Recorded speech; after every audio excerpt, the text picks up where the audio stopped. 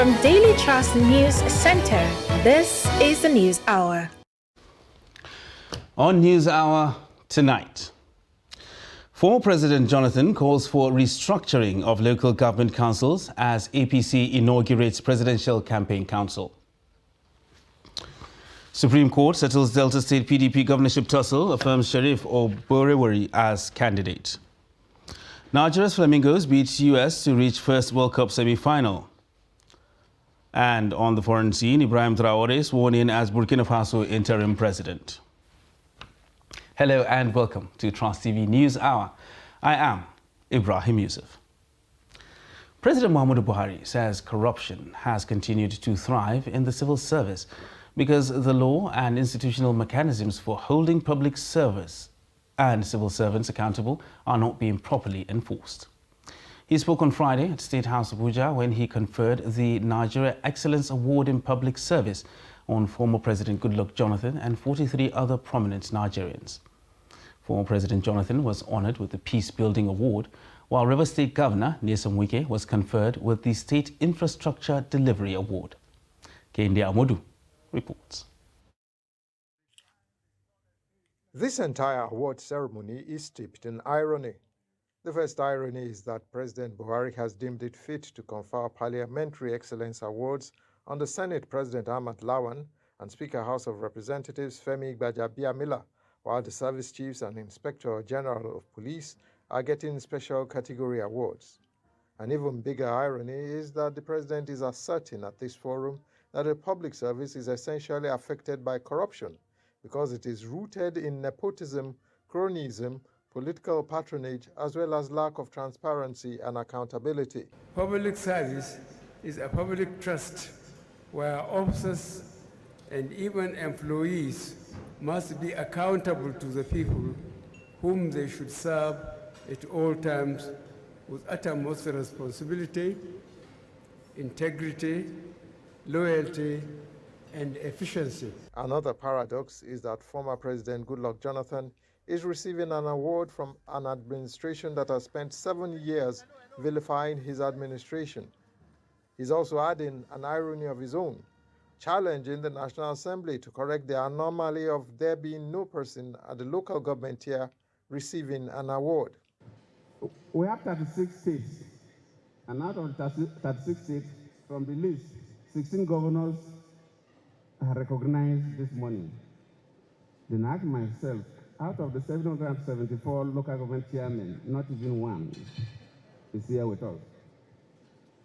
Mr. Senate President and Mr. Speaker, that shows that the National Assembly has some work to do.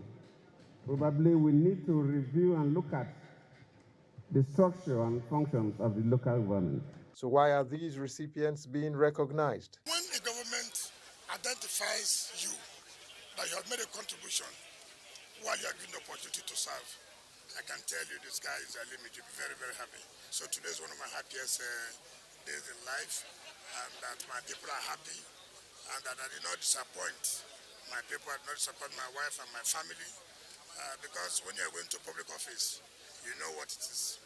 People are expecting so many things. People will criticize that you have not done this, you've not done that.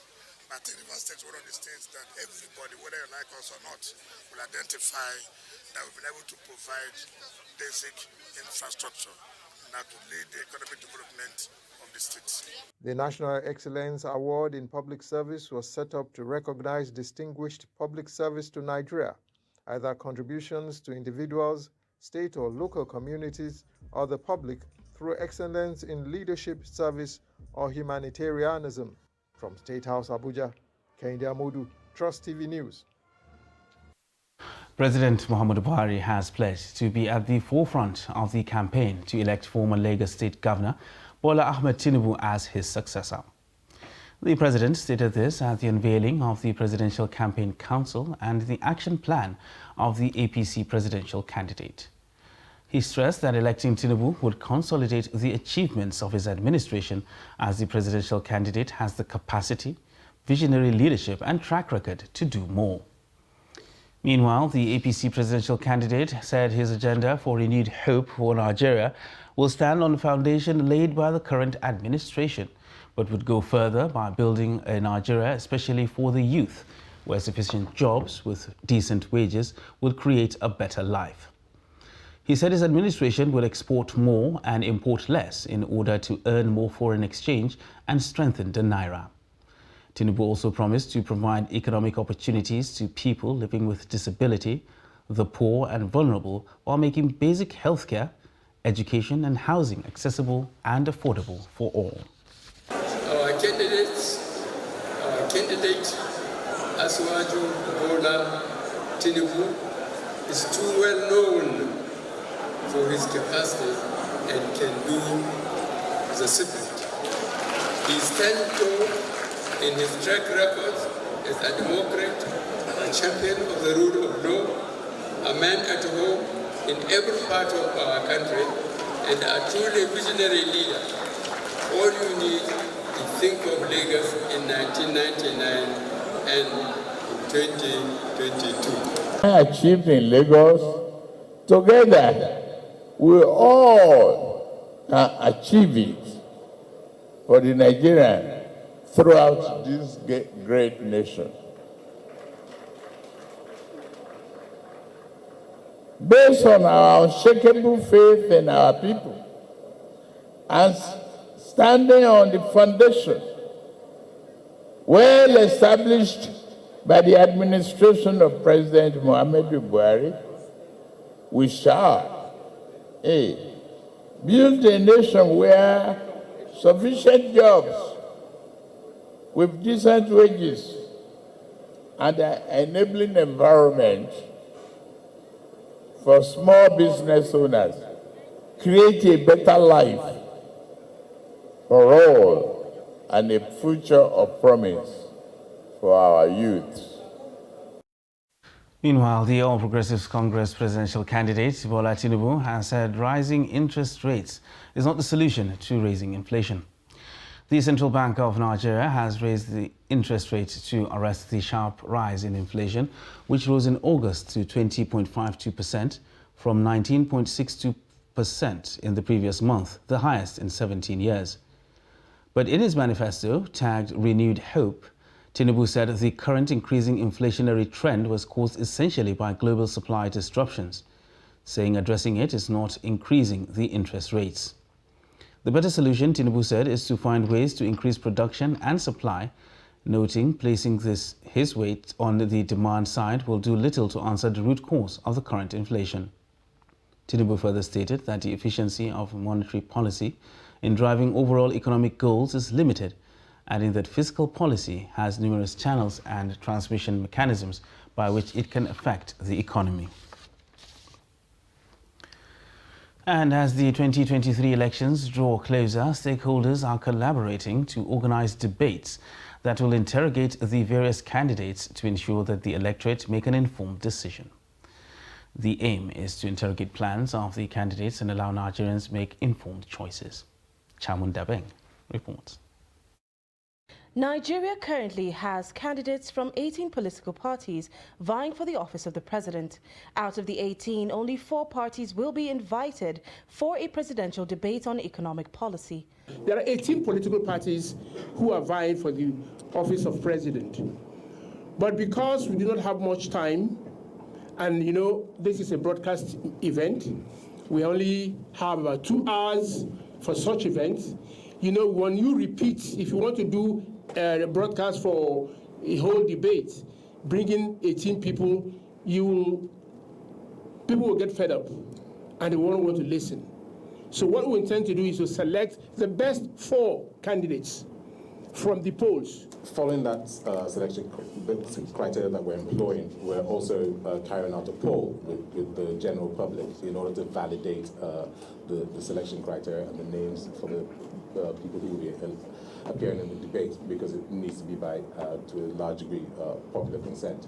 The results of that will be out shortly, and once they are, we'll be releasing them to the general public and members of the press, so you can be aware of the methodology that we've used and the selection criteria.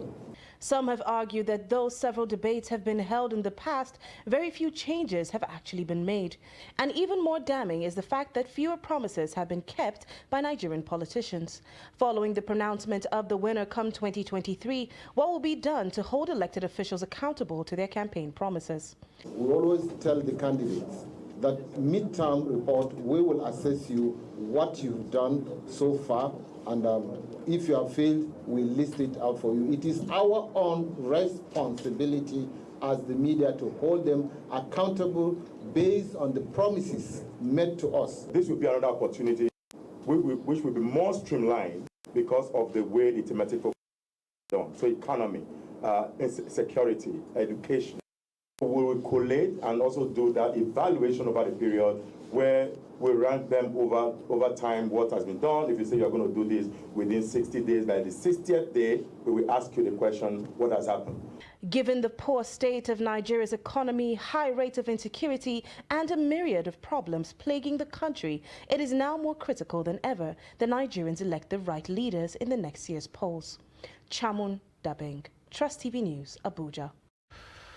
The Supreme Court of Nigeria has declared Sheriff Oborevwori as the Delta State governorship candidate of the People's Democratic Party in the 2023 elections. The Apex Court made the pronouncement while delivering judgment in an appeal filed by PDP gubernatorial candidate David Edevie, challenging the emergence of Oborevwori as the PDP candidate. The report. The lead judgment was prepared and read by Justice Tijani Abubakar, while Justice Amina Ogi presided over a 5-man panel of Supreme Court justices.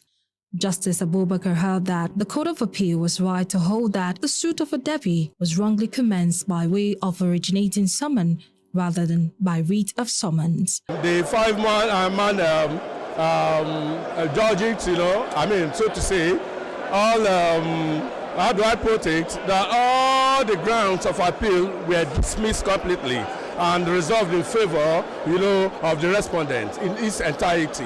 So invariably, Oborevwori was declared today as the winner. No more, no legs. It was a very short judgment given by the court, and that is the finality of determination. After the judgment, supporters of Oborevwori, who started trooping into the court premises as early as 7 a.m. on Friday, could not hold back the excitement.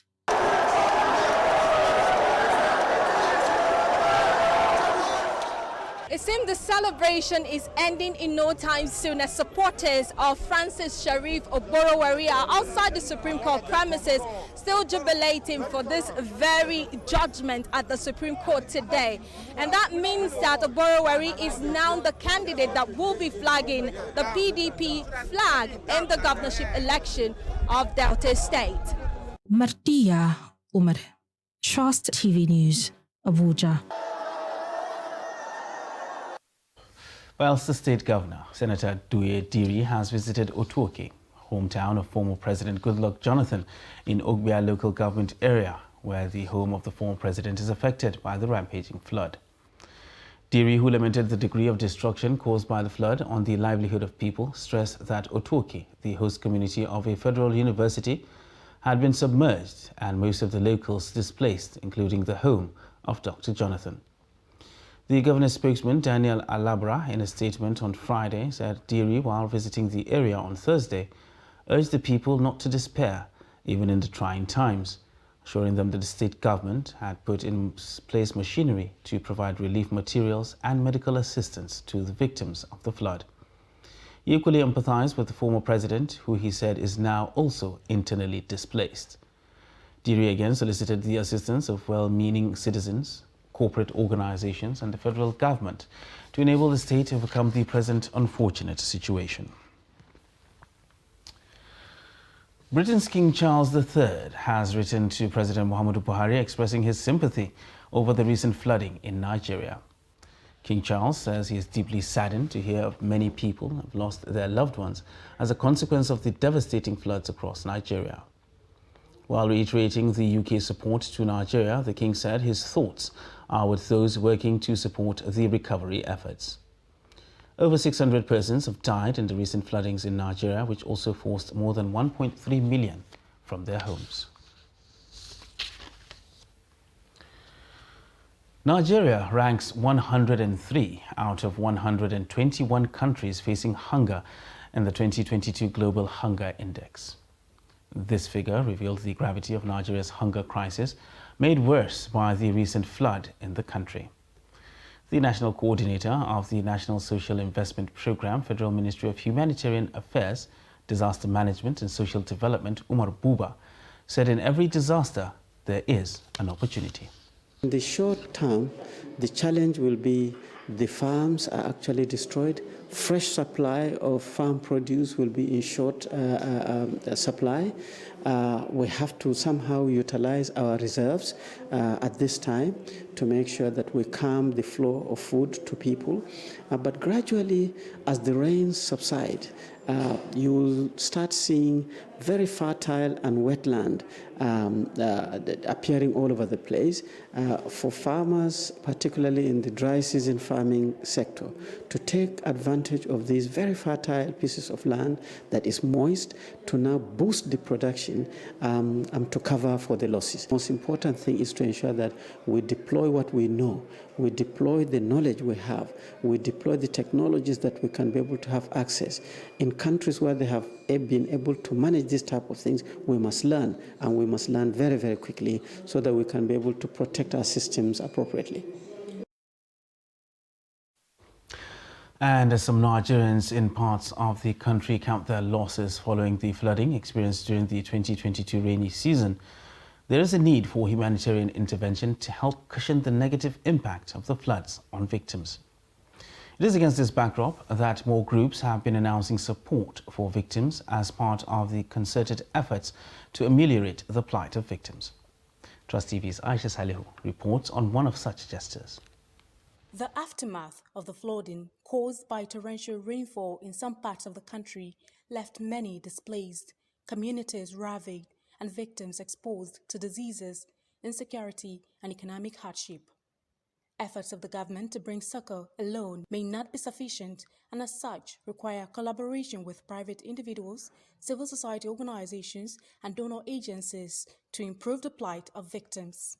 The National Orientation Agency will be working with the Superbike Clubs Association of Nigeria as they ride through 6 selected states of Nasarawa, Plateau, Gombe, Kano, Katsina, and Kaduna, distributing mosquito-treated nets and the food packs in the 6 states to be covered while advocating for food security, national cohesion, and the non-pharmaceutical intervention in the fight against malaria.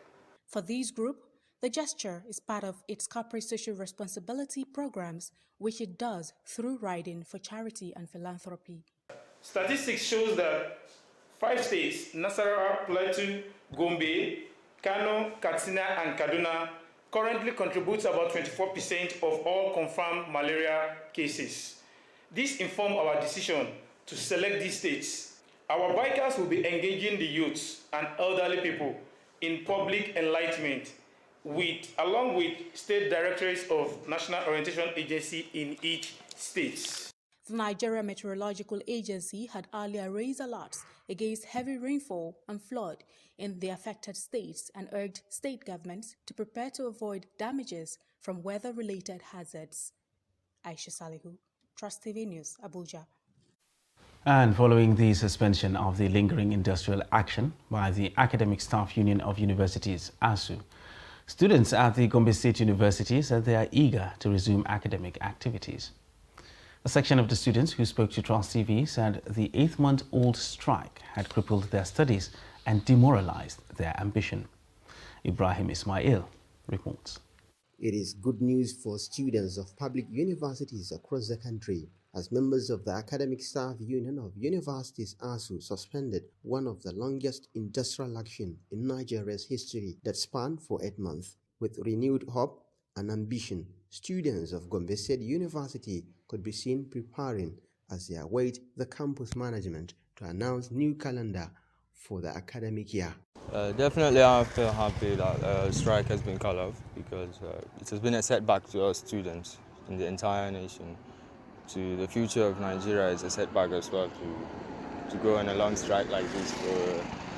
And definitely this is a letdown for the federal government that an academic institution like the academic institutions will be going on strike for a total of 8 months. Definitely, it's not something we wish to. It will happen again in the future or nearby future. I am ready to study and to perform very well in my academic. When you are at home, how do you feel that moment and what were you doing? I feel very bad. I am doing actually nothing because it's only school that I know. Speaking to newsmen, the Vice Chancellor of the university said the Senate will deliberate on how to chart direction for the academic year ahead. Yes, the university authority will still be calling all the students to come back for the continuation of the session, and very soon the Senate is going to meet and we're going to bring out a new timetable. At this stage, we are already doing the exam for the 100 level, which have started their lectures in August, and they will finish, inshallah, by the end of the month. And as soon as that is finished by November, students will be recalled, and the timetable will be made available as soon as it is approved by the University Senate. The Academic Staff Union of Universities, ASU, had begun an industrial action in February 2022 over alleged failure of the federal government to address their demands, including, but not limited to, release of revitalization funds. From Gombe, Ibrahim Ismail reporting for Trust TV. And governments at all levels have been charged to strengthen early childhood education and provide more play materials in schools to entice pupils to learning through play. This is against the backdrop of poor access to early childhood care development education center by pupils in their early years in the country. Trust TV's Hamid Oyegbadi files in this report from Sokoto. Experts said stimulating learning environment with play materials helps children to grow well mentally, emotionally, and physically. This is the essence of early childhood care education development centers. But such centers are not many in most states in Nigeria. For instance, out of 2,000 primary schools in Sokoto State, only 500 have such centers. At Magaji Abdullahi Early Childhood Care Development Education Center at Shagari Town in Sokoto State, the pupils said they learn while playing. A teacher in the school, Asma'u Muhammad, said the children need to play to be healthy and they learn in the process. Okay, in this exercise, they are learning how to climb the donkey. They will know this is donkey, and they are also learning how to ride this. Even if it's motor, we'll show them that this is how you drive motor, and this is. So with this exercise, they are also learning a lot of things. One of the pupils, Karima Ibrahim, said she loves going to school because she will play with other children. When I'm in school, I play with my friends and we learn while playing. So sometimes I don't even think of going back home. I learn many things and I enjoy it. Sukera Mohammed was not enrolled in school. She oxed fried yam daily and sometimes she sneaks into the school to play with other children. Now she is learning through play and she wants to be a medical doctor in future. My parents did not enroll me in school. I want to become a doctor. I will become a doctor in the future by God's grace. The Director, Early Childhood Education at the State Universal Basic Education Board, Sokoto State, Farouk Umar, said the state government is committed to ensuring sound education for all children in the state.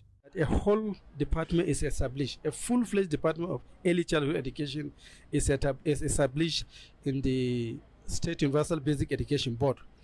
Yetunde Oluwatosin, UNICEF education specialist, called on government and private individuals to do more in promoting early childhood education.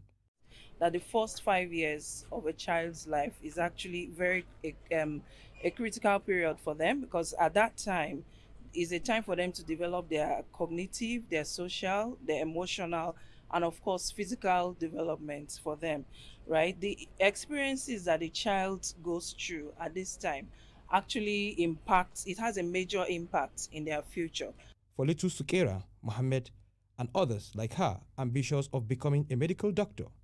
Early childhood education must be accorded the deserved attention, and necessary facilities, including playing materials, must be in place in the preschools to entice little children to education. Now to matters of security, where at least 13 farmers have been kidnapped in Maijaiki community, Birnim Maza Tashiba ward of Lapai local government area of Niger State. Reports say one person also sustained gunshot injuries and was taken to a hospital for medical attention. Multiple sources say the attack was launched on Friday afternoon. Residents of the village as well as the neighboring villages were said to have fled. One of the locals, Muhammad Aliu, said the attackers moved into Pashimi forest, which he said has served as their hideout.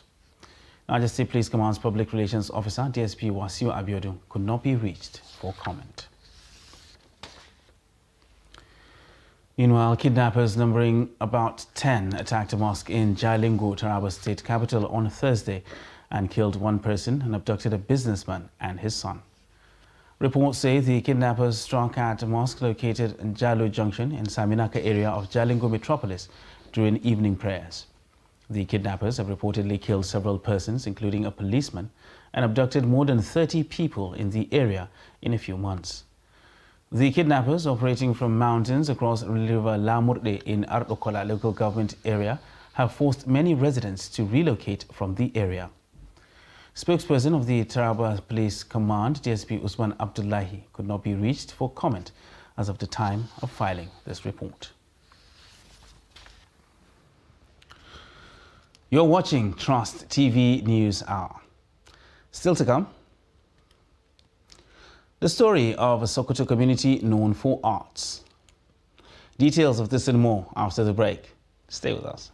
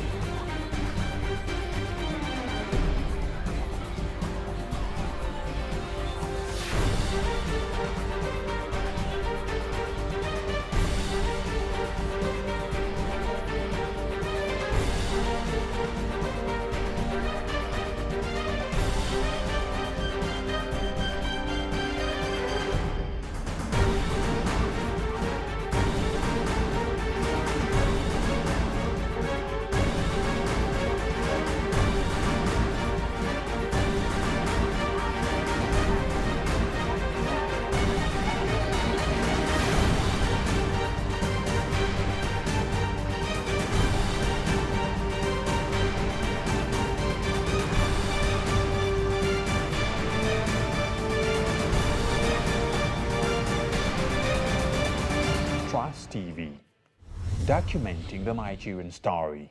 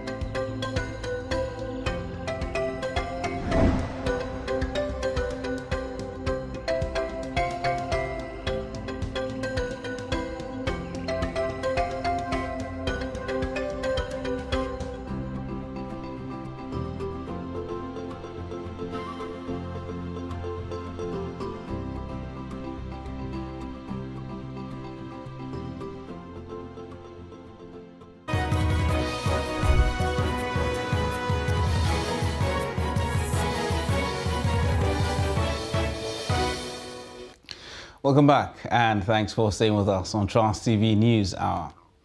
Now let's recap our top stories. Former President Jonathan calls for restructuring of local government councils as APC inaugurates Presidential Campaign Council. Supreme Court settles Delta State PDP governorship tussle, affirms Sheriff Oborevwori as candidate. And moving on to other news now. Tragedy struck in Asaba on Thursday following a building collapse in the Delta State capital. Reports say the affected building was host to a popular supermarket. Some people who were in the building when it caved in sustained various degrees of injuries and have been taken to hospital for treatment. The Secretary to the State Government, Patrick Uka, was on site to see the level of damage caused by the collapse, said the injured victims are currently receiving treatment at a nearby hospital. He, however, dismissed speculations on what may have caused the collapse, calling for calm and patience until investigations are over. The need for women to take their medical checkups seriously to avoid complications, especially during pregnancy, has been stressed. This was stated at the end of a 4-month training of 50 recovered fistula patients in Yola. Salun Lawal reports that the training was organized to help patients sustain their lives after what they have gone through. The report. Common causes of fistula are obstructed labor, early marriage, poverty, and women's limited control over the use of family resources. These women said they have faced with a lot of trauma and stigmatization, sometimes from family members, because of their conditions. Now, as the 50 registered fistula patients in Adamawa have recovered after surgery, they were urged to use the skills acquired during their 4-month training to care about their daily needs. Please, as they give it to you, don't go and sell it. Make sure you make good use of it, so that tomorrow, when you turn back like this, you say, Kai, this is the hard work of Naladi and the Ministry for Women Affairs, also the government of Adamawa State. And we appreciate you. Fistula condition is among the most distressing complications that can be reversed and repaired through surgery. Stakeholders say prevention, treatment, social reintegration of the fistula survivors, and proper community follow-up need to be stressed.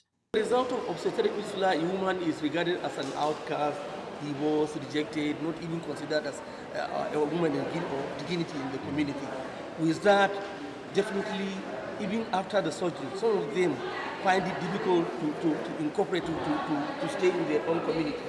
With this intervention, now going back to the community, we are going to do a sort of community follow-up, talk to the gatekeepers of the community, talk to the religious leaders, to their own family, and thus the result will be they are fully integrated back into the society so that they will be able to start doing something. We train them intensively for complete 4 months. Now you can see they are receiving the items. Those that learn tailoring, they are receiving a sewing machine, as you can see. Those who prepare to get to do oil extraction, they have a grinding machine. Those that are prepared to do petty trading, they have a cash of money to buy some items there. So this is the result of why these women are receiving these items. They are among the fistula survivors that were prepared last year, and the majority of them, almost all of them, are completely dry, not leaking urine anymore. Medical expert said fistula condition causes a lot of discomfort, and if left untreated, it may cause serious bacterial infection, which may result in sepsis, a dangerous condition that can lead to low blood pressure, organ damage, or even death. From Yola, Salihu Lawan, Trust TV News.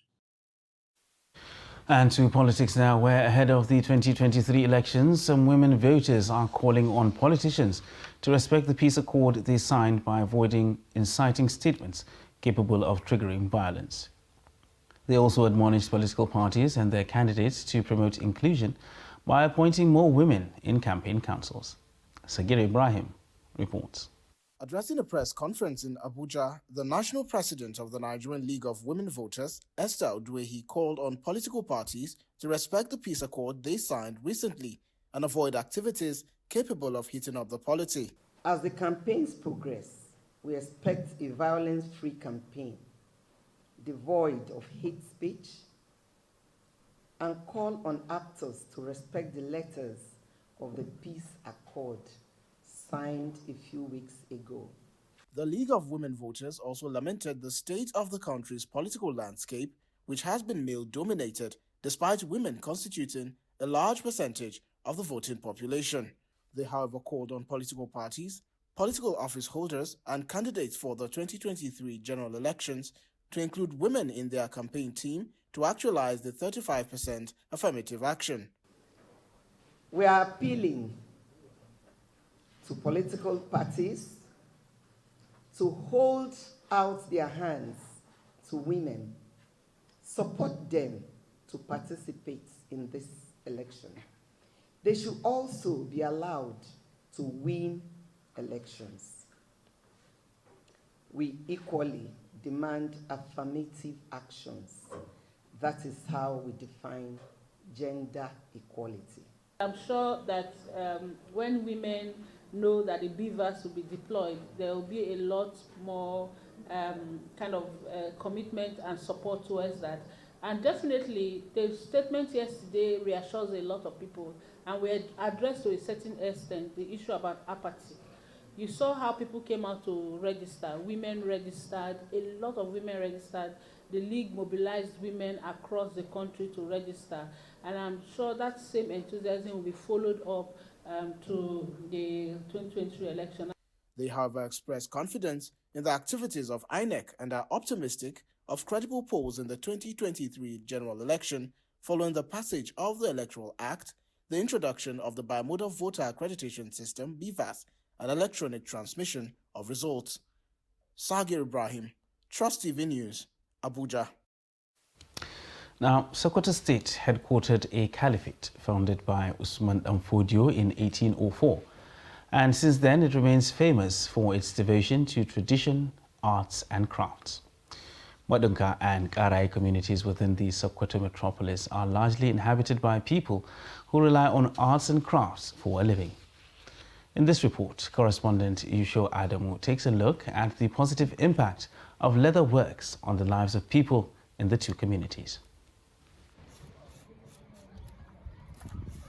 In the Madunka community, sheets of leather laying in plain sight, waiting to be processed into footwears and other products like skin bags, carpets, skin bed sheets, pillowcases, and all forms of interior decorations. Honestly, the business of leatherworks in Sokoto State has witnessed many changes. Before, we only produced few items, such as shoes and bags. But now we do many items, including handbags, wallet, mats, and many interior decorations. However, inflation of prices is seriously affecting our business. Although successive governments of Sokoto State have tried their best to improve our business,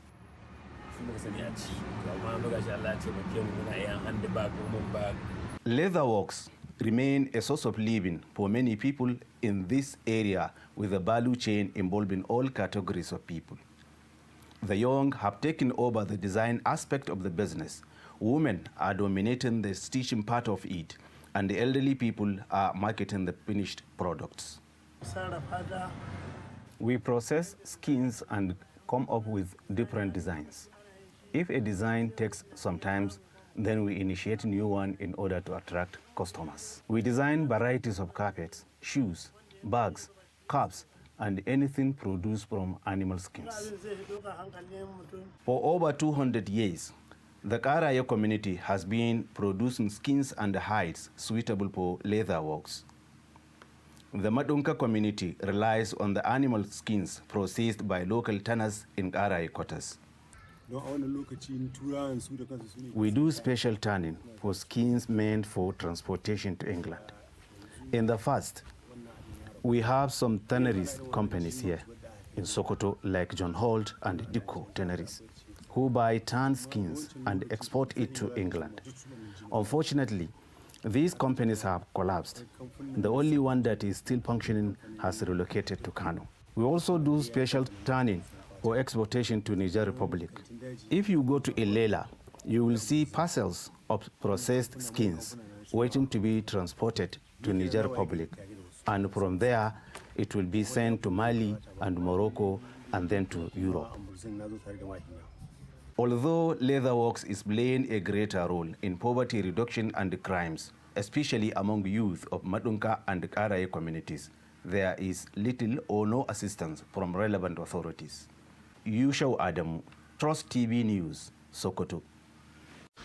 And to Gombe State now, where the police command has arrested 2 suspected kidnappers in Billiri local government area of the state over alleged kidnapping of a 60-year-old man. The culprits, who demanded the sum of 5 million naira from the family of the victim, confessed to have participated in various kidnapping operations around Billiri and Kashere axis in the state. Ibrahim Ismail reports. The 2 suspects conspired with 2 other accomplices to abduct the victim. The suspect said they abducted the 60-year-old man for underpayment of the work they did for him in his farm. He gave us 700 naira each. We felt shortchanged and vowed to punish him, so we kidnapped him to get some money.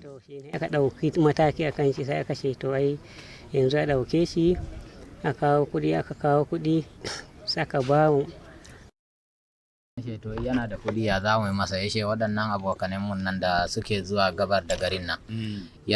My accomplice suggested that we should call a gang from the neighborhood to kidnap the man. I wondered if we cannot be arrested. He said nothing will happen.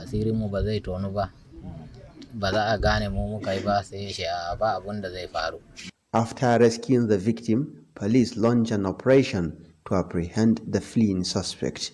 Criminally conspire and kidnap one Abdullah Yunusa Tulashi, age 60 years, of Billiri quarters, and afterward they demand 5 million naira as ransom before he will be released.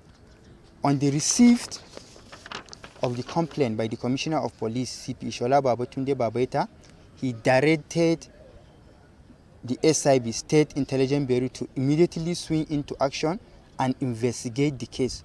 During the course of investigation, on the 12/10/2022, the personnel of the command successfully apprehended the following suspect, and they confessed to have participated in various kidnapping around Billiri Kashere axis.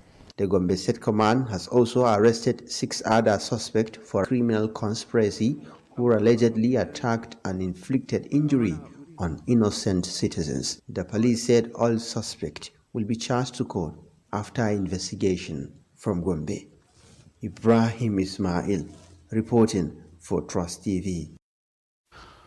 Meanwhile, the Nigerian army said it has neutralized 49 terrorists, while 2 civilian JTF and 9 soldiers lost their lives in 6 weeks of military operations against terrorists in Borno State.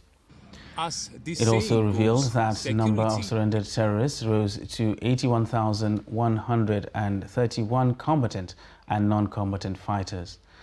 The theater commander of Operation Hatenkai, Christopher Musa, disclosed that 2 Chibok girls with twin babies were rescued by troops of the 7th Division during the operation in Bama local government. Major General Christopher Musa said despite the challenges of the dry season, which will hinder its operations, it will ensure it carries out counter-offensive against the terrorists. He stressed that the army will not deter in its mandate to restore peace and normalcy in the northeast. The saying goes, security is everyone's business. According to the Peace Ambassadors Center for Humanitarian Aid and Empowerment, coming up with an action plan to enhance the capacity of paramilitary agencies such as the Civilian Joint Task Force, Vigilante, Hunters, among others, for effective community policing and security in Borno State is paramount. Today's platform detailed the code of conduct for voluntary policing groups while discharging its roles and responsibilities with high sense of integrity and observance of the principles of human rights that will build cooperation and support thereby complementing security agencies' efforts in communities across the state. I think empowerment of the community policing is very important, because you cannot bring somebody that do not know the trend and then the culture and then the religion and even the context of that community to provide the security. And most of the crimes are committed in the community. So I think we need to look at the issue of community policing properly, not in the context that will allow politicians or other government structures to abuse the system, but empowering the communities to see that how they can protect their communities better. Some participants described the training as timely, saying it will guide them towards curtailing crime and provide effective security service delivery before and after the 2023 elections. Yes, this training educates us that we are neutral party in terms of election, whether you are APC, PDP, or whatever. We are there to protect the life and property, and we are there to protect the citizens to conduct their election successfully. Whatever the case, you are arrested, you will forward to various security agencies to do their work. Formerly, we are not together with the civilian detail contracts. We are on our own. Now, does BBS bring us together? And now, even when we are going out for patrol, we are going to our primary duty to assist Nigerian police and other law enforcement agencies. Immediately when we arrest, we are handing over to the police, authority concerned. We don't have time to hold them. We don't have time to beat them. We are not trained for that. It is expected that knowledge impacted will equip participants with ethics that will guide them against being victims of the law they swore to enforce. And residents of Makurdi have continued to react to the formation of a new security outfit recently launched in Benue State. Some residents who spoke to Trust TV called on the state government to motivate and equip the security outfit with necessary tools to enable them fight insecurity in the state. The report.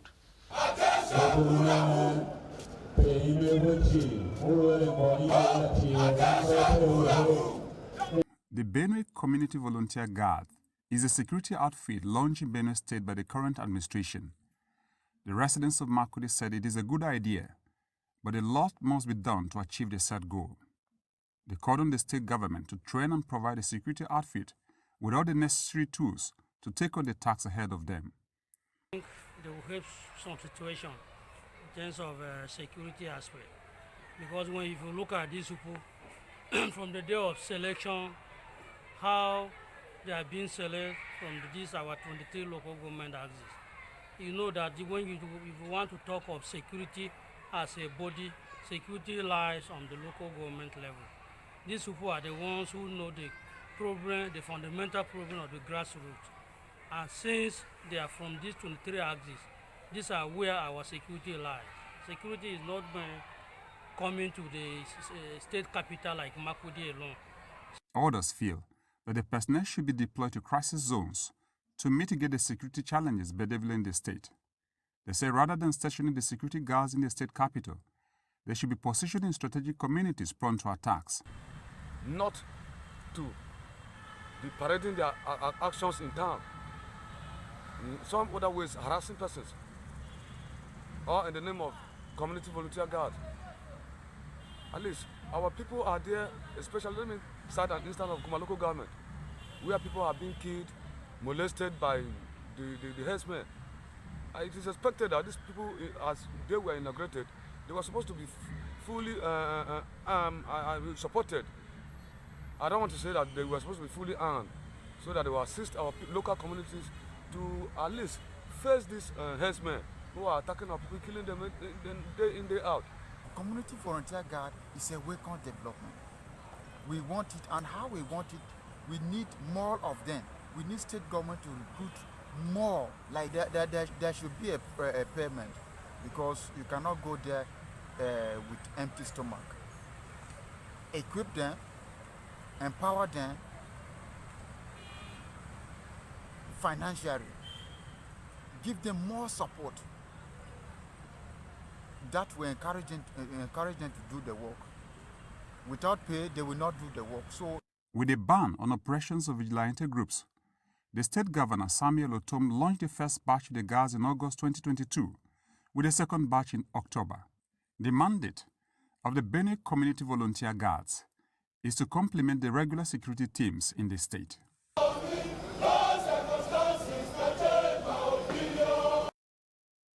Stay with us on Trust TV News Hour. More to come after this break. Stay with us.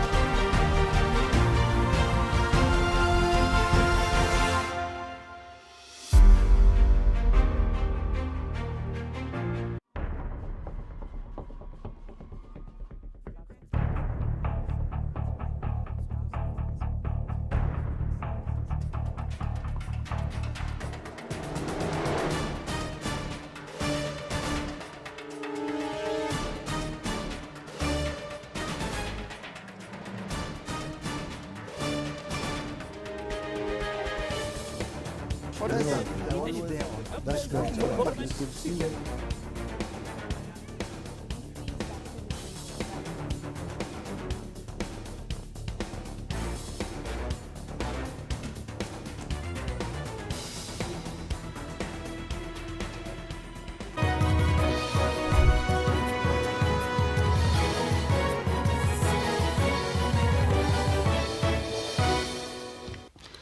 Welcome back to Trust TV News Hour. Now let's take a look at the foreign scene, where Ibrahim Traoré has been sworn in as the interim president of Burkina Faso several weeks after Paul-Henri Sandaogo Damiba was removed in a coup. At a ceremony on Friday, Traoré pledged support for a transition leading to elections in July 2024 as he took the oath of office in the capital, Ouagadougou, under tight security.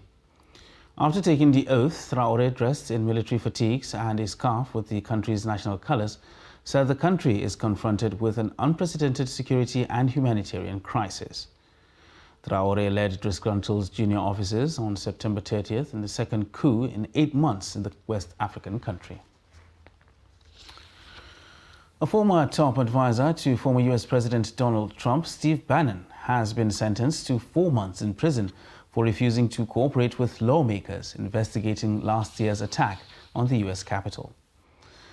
United States District Judge Carl Nichols imposed the sentence on Friday and also ordered Bannon to pay a fine of $6,500.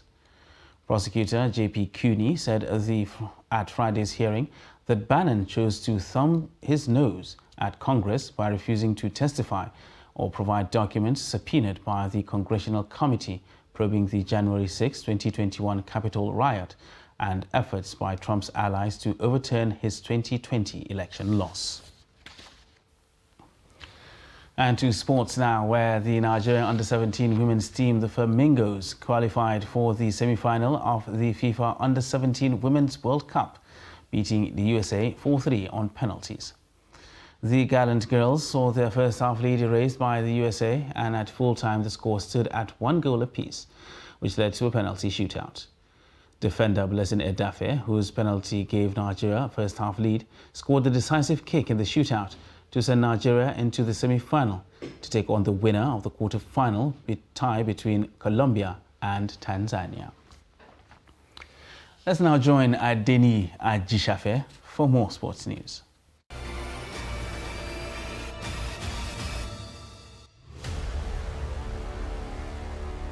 The third Hassan Amin Tennis Championship taking place at the sports complex of Abubakar Tafawa Balewa Stadium in Bauchi is winding up. The tennis tournament, which started on the 15th of October, has seen action from tennis players from northeast states of Gombe, Taraba, Adamawa and Bauchi, the host state. Only 2 out of the 34 tennis players participating at the tournament, which end on Sunday, are female. Tennis players in the northeast are having swell time, showcasing lots of enthusiasm in the competition as they vie for honors. Meanwhile, veteran tennis player Hassan Amin has called for more participation in tennis, which is a sport that doesn't have age bracket. He's hoping that more support is given to tennis growth in Nigeria. Hassan noted that tennis stimulates one's mental balance as it makes people more active in developing in their various careers. Youths in the northern Nigeria to embrace this sport, especially tennis here, to take it as a whole, to take it as a game that they can, yes, let them be the professionals in that particular game, so that they can earn their living through this game. In some part of Nigeria, especially in the northern Nigeria, we don't know anything about this one. Very few people know about how to invest in sport in northern Nigeria. But in the other part of the country, they are investing in sport, especially in the field of football and what have you. Yausa Yahaya, an experienced coach in tennis, says Nigerians should venture into sport, especially tennis, to keep fit. This long tennis is short, of which everybody knows. And long tennis is a game that is even better than football in fetching money. This is the third series of this competition here in Bauchi State. An aspiring tennis player at the tournament, Janet Kalu, urged female players to choose tennis as a profession. It's actually a game that has to do with the mental mindset, and then it builds up the brain to a level of reasoning and accuracy. Aside from the fact that it's an exercise that makes you keep fit, tennis is a very, very, very good game that I would like them to show more interest in. That's why even the fact that I'm alone, I'm not discouraged, because I know what I'm going to achieve from it, and I would like them to also have that mindset. The final games will come up on Sunday with doubles and singles matches. That's Sport News. I am Adeni Ajishafe.